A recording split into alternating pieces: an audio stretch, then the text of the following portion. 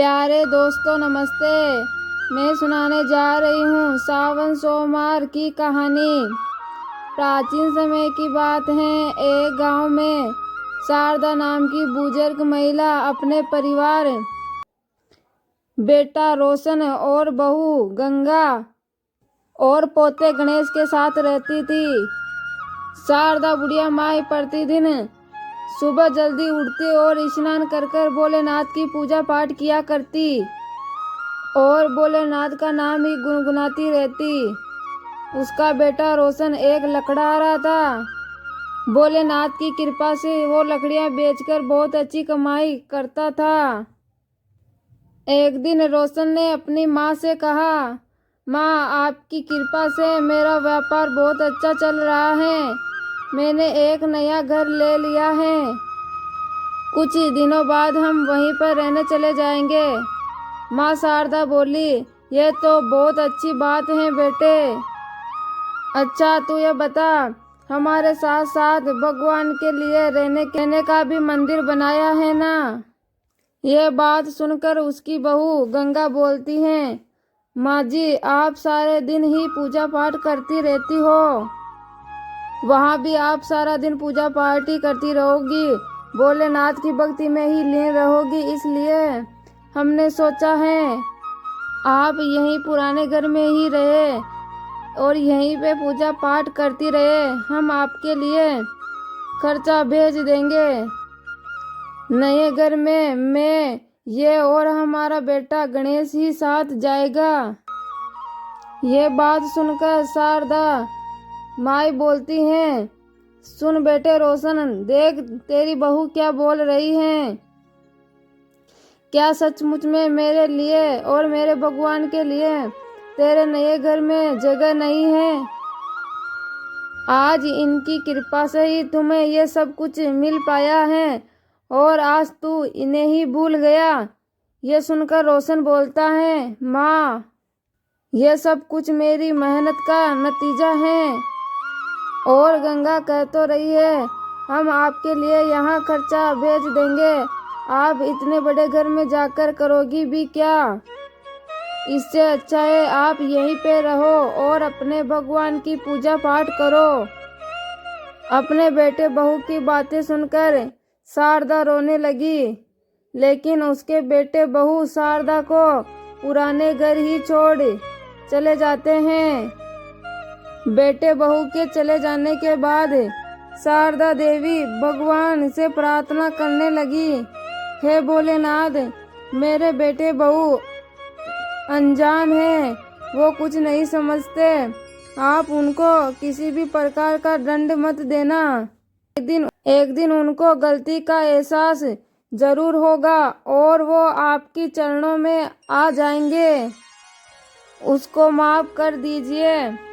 अगले दिन ही शारदा देवी सुबह जल्दी उठकर भगवान के लिए भोग का प्रसाद बनाया और भगवान के सामने भोग को रखकर भगवान की भक्ति में लीन हो गई और भगवान के भजनों में मगन हो गई। भजन होने के बाद वह भगवान को भोग लगाकर खुद खाना खाने बैठती। वो कभी अपने लिए खाना बनाती तो कभी भोलेनाथ के प्रसाद को खाकर ही अपने मन को शांत कर लेती। ऐसे ही दिन बीतते गए। एक दिन शारदा अपने घर के बाहर बैठी थी तो उनके पड़ोस की औरत उनके पास आई तो शारदा उनसे कहने लगी, सुनो बेटी, मेरा कुछ सामान खत्म हो गया है। क्या तुम मेरे लिए बाजार में जाकर सामान ले आओगी? वो औरत हाँ बोलकर बाजार में चली गई और सारा सामान ले आई और शारदा को दे देती हैं।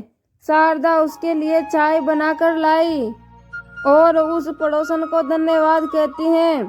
चाय पीते वो औरत कहती हैं, माँ जी, आज आपके लड़के ने आपके नए घर की खुशी में सभी गांव वालों को भोजन पे आमंत्रित किया है। क्या उन्होंने आपको नहीं बुलाया? यह सुनकर शारदा देवी बोलती हैं, जो मेरे शिव जी का ना हो सका वो मेरा क्या होगा बेटी। अब उससे मेरी कोई मतलब नहीं है। शारदा देवी की यह बात सुनकर वो औरत वहां से चली गई। ऐसे ही समय बीतता गया। शारदा देवी बहुत कमजोर और बूढ़ी हो गई। अब वो सिर्फ भोलेनाथ के प्रसाद का भोग ही बनाया करती थी और उसी को खाया करती थी। एक दिन शारदा देवी भोलेनाथ के पास बैठी और रोने लगी और भोलेनाथ से कहती है, प्रभु अब मेरा इन संसार से मन भर गया है। अब आप मुझे अपनी शरण में ले लीजिए। ना जाने कितने कष्ट सहने पड़ेंगे मुझे आपकी शरण में आने के लिए। इतना कहकर वो भोलेनाथ की भक्ति और भजन करने लगी। फिर अगले दिन शारदा जल्दी उठी और स्नान कर कर भोलेनाथ के लिए प्रसाद बनाने बैठी तो आटा नहीं था, आटा खत्म हो चुका था। फिर शारदा को याद आया कि हमारे घर में गेहूं पड़े हुए हैं, तो वे गेहूं और चक्की को लेकर बैठ गई और गेहूं पीसने लगी। लेकिन उनकी कमजोरी की वजह से वो चक्की चला ही नहीं पा रही थी और वो रोने लगी। भोलेनाथ से कहने लगी, प्रभु आज मेरा शरीर साथ नहीं दे रहा है, मेरा नियम टूट जाएगा, मेरे शिव जी भूखे रहे, मुझसे बर्दाश्त नहीं होगा, मुझको शक्ति दो प्रभु जिससे मैं आपको भोग लगा सकूं।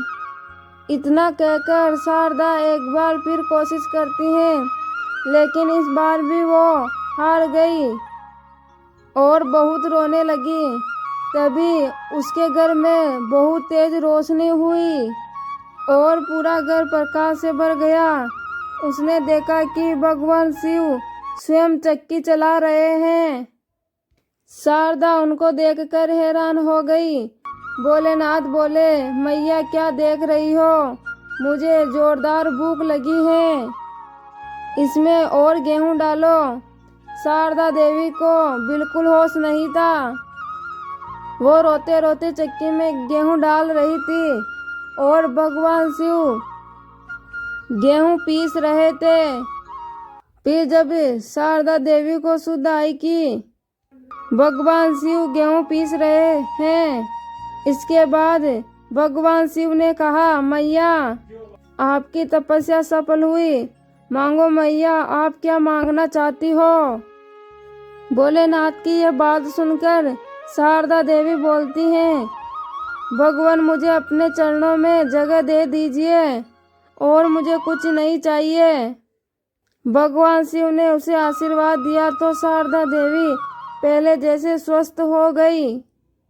शारदा देवी ने भगवान के लिए हलवा बनाया। हलवा बनाकर भोग लगाए तो भोलेनाथ हलवे को खाए तो भोलेनाथ ने कहा, मैया मेरा पेट भर गया आपके भोग से, अब आपका कुछ समय ही बाकी है इस संसार में, इसके बाद आपको स्वर्ग लोक की प्राप्ति होगी। आज से तुम्हें यहाँ पे कोई कष्ट नहीं होगा। इतना कहकर भोलेनाथ अंतर्ध्यान हो गए। भोलेनाथ की कृपा से शारदा देवी का घर कच्चा से महल बन गया, हीरे मोती भर गए। शारदा देवी के घर में अब नौकर चाकर काम करने लग गए। शिव के बारे में यह बातें सुनकर गंगा और रोशन अपनी माई शारदा के पास रोते हुए आए और शारदा के चरणों में गिर गए। शारदा ने भी अपने बेटे बहू को माफ कर दिया। अब वो सभी साथ रह रहकर भगवान शिव की भक्ति करने लगे और भगवान शिव की भक्ति में ही लीन रहने लग गए।